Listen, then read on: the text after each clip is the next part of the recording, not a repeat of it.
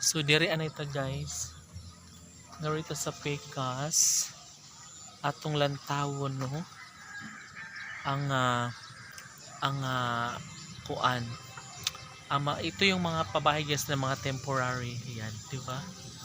So na mga temporary houses, ayan ganyan.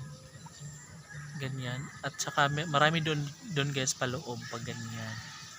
And of course ito isang linya rin siya. So sadyang lahat po ay babaguhin ito at ililipat sa permanent housing katulad nito yung mga naka-concrete house na talaga siya. So matagal pa pero kailangan maghintay, no? Ang mahalaga lang naman ay meron kaming na matitirhan ng mga temporary shelter na katulad nito guys. Ito yung Hardiplex. Opo. So imagine guys 4 years na kami dyan mahigit sa temporary shelter na Hardiplex katulad nito, di ba? Imagine that. And thankful kasi at least meron kaming matutulugan. And ito guys, ito yung bago, ito yung concrete houses or your permanent housing guys. Ano po siya? Yung mga nakatira dyan, yun po yung wala pa talagang pabahay na katulad nitong itong aming shelter guys or temporary shelter.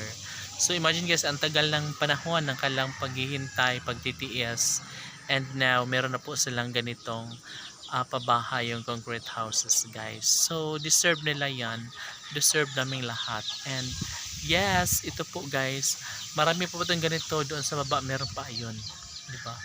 So ano yun doon guys, imagine 40 or 60 yan na ganito pa mga pamilya nakatira dyan, papunta doon, papunta dito, papasok, 'di ba? Sobrang dami. And then meron pa po kaming pabahay dito guys na tinatawag na yung gawa siya ng IOM, that is a private group or agency, private agency. And then sobrang thankful guys kasi imagine naka 4 months din kami doon sa tawag nito evacuation area guys. 4 months kami, sobrang hirap talaga.